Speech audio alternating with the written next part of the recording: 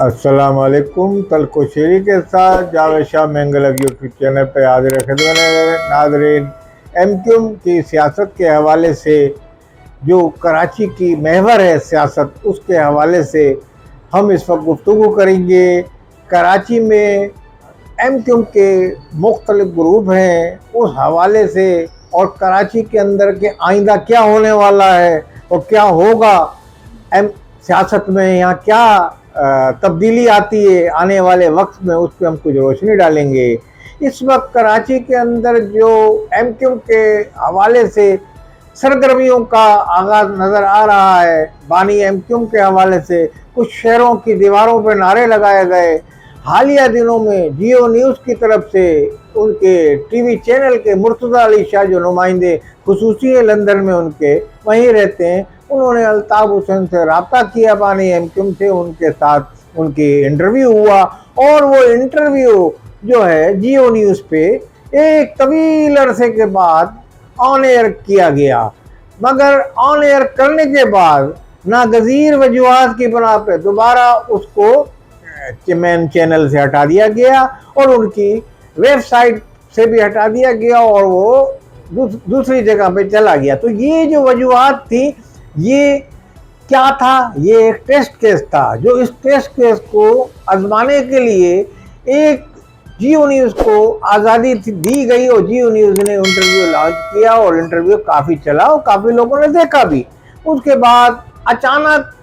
MQM London जो है, जो अल्ताफ़ हुसैन यानी कि मैं कहूँगा बानी एमक्यूम जो है, उनकी पाकिस्तान के अंदर उनके अपनों को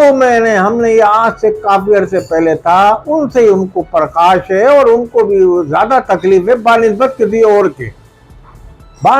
किसी और अदारे के। इस ज़िमन में एमक्यूम के जो धड़े हैं और एमक्यूम के जो ग्रुप है पाकिस्तान में जो काम कर रहे हैं इस वक्त, उनकी अपनी कारकर्दगी इस वक्त आवाम के आगे पूरी तरह सामने खुल के नहीं आई है। अगर एमक्यूम के पाकिस्तान के अंदर 22 अगस्त को बनने वाली जमात के बाद अगर उन्होंने कोई इनकलाबी काम किया होता, अगर उन्होंने पाकिस्तान के अंदर कोई ऐसा काम किया होता, मतलब मेरे कहने का ये है कि जैसे कोटा सिस्टम पे ही उन्होंने जो महाजिरों की इस वक्त देरीना मुतालबा है उस पर कोई काम किया होता, तो मैं समझता हूँ पाकिस्तान में इस वक्त जो उर्दू स्पीकिंग महाजिर है उनके दिल जीतने में कामयाब हो जाते और किसी असर रसूख भी जो है एमक्यूम लंदन की तरफ का पाकिस्तान में कुछ महाजिर अवाम में किसी हद तक कम होता। मगर 26वीं तरमीम पे महाजिर अवाम को ये गिला है कि महाजिरों के हकूक़ के लिए यहाँ जो मौजूद है उसने कुछ लेने में हुक्मरानों से कामयाब नहीं हुई। इसी ज़िमन में आने वाले दिनों में पाकिस्तान के अंदर जो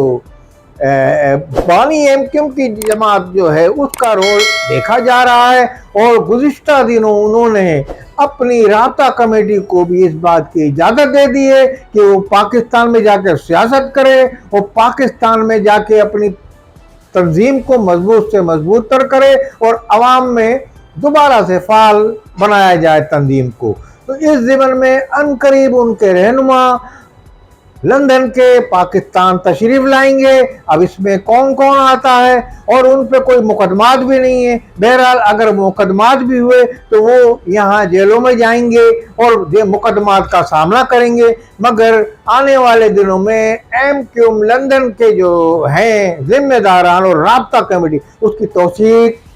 वहाँ बानी एमक्यूम ने कर दी है और वो जल्द पाकिस्तान के बड़े मिनी पाकिस्तान कराची में आके अपनी सियासत का आगाज़ करेंगे। तो ये मैंने उसी तब्दीली की तरफ इशारा किया है जो मैंने अपने व्लॉग के शुरू में कहा था। ये तब्दीली आने वाली है इस बड़े शहर में, तो लाजमी इस पे जिनके मफादात पे ज़रब पड़ेगी, उसमें जो ऑलरेडी पाकिस्तान के नाम से जो ग्रुप काम कर रहा है एमक्यूम का, उस पर भी असर हो सकता है, उस पर असरअंदाज होगी ये तंजीम। और अगर कोई रोक टोक इनको नहीं हुई तो ये शहर में अपनी जड़ें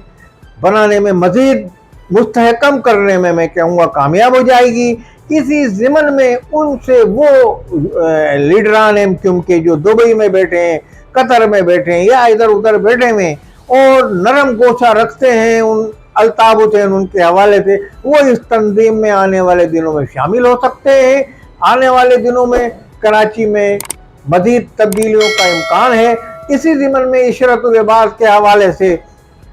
और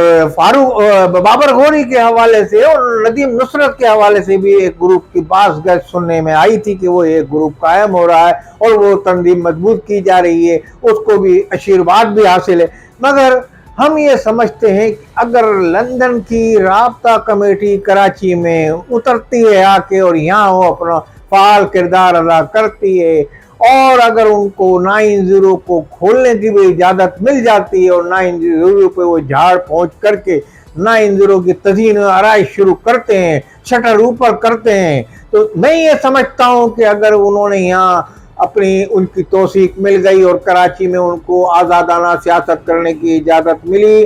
बानी एमक्यूएम की भी आशीर्वाद उनको हासिल होगी, तो वो शहर कराची में अपना एक रोल अदा करने में कामयाब हो जाएंगे। इस ज़िमन में अगर एमक्यूएम पाकिस्तान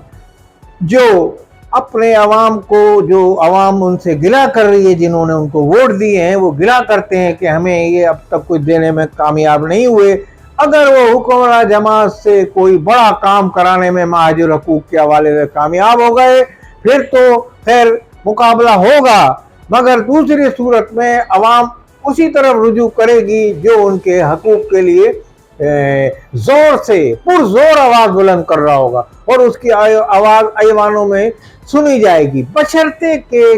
आइन और कानून के तहत पाकिस्तान के अदारे उस जमात को भी इजाजत दें या अल्ताफ हुसैन की तस्वीर लेके जो वो ग्रुप यहाँ आएगा मैदान में, उसको सियासत करने की इजाज़त कानूनी और आईनी तौर पर मिल जाएगी। फिर तो ये राब्ता कमेटी जिसकी तौसीक की है अल्ताफ हुसैन ने, वो कामयाब हो जाएगी अपनी सियासत चमकाने में। दूसरी सूरत में पाकिस्तान के अंदर, इस मिनी पाकिस्तान के अंदर इसी तरीके से सियासी जमातें अपना किरदार अदा करेंगी जिस तरह बतदरीज चल रहा है मसला, और महाजिर अवाम अपने हकूक़ के लिए इसी तरह सरगर्दा रहेंगे, क्योंकि महाजिर अवाम को इस वक्त अपने निजात दहिंदा की ज़रूरत है कि उनके हकूक़ के लिए आवाज़ बुलंद करने वाला हो। अगर उनके हकूक़ पीपल्स पार्टी दिलाने में या जो एमक्यूएम वजूद रखती है कराची में वो ग्रुप कामयाब हो जाए या कोई और ग्रुप, तो इस वक्त महाजिर अवाम उसी को आने वाले दिनों में वोट देंगे। आने वाले दिनों में यहाँ एक बड़ा ज़बरदस्त मार्का होगा और यहाँ बड़ा ये अखाड़ा बना होगा कराची तब्दीली के लिए। कौन सी जमात उभर के सामने आएगी जिसने महाजिर अवाम का दिल जीता होगा, चाहे उसमें पीटीआई हो, पीपल्स पार्टी हो, एमक्यूएम पाकिस्तान हो या लंदन की एमक्यूएम जो यहाँ राब्ता कमेटी आके अपनी सियासत करेगी, उसने भी अगर सियासत की होगी तो वो भी आने वाले दिनों में एक बड़ा मुकाम हासिल करने में कामयाब हो जाएगी। वस्सलाम अलैकुम वरहमतुल्लाहि व बरकातहू।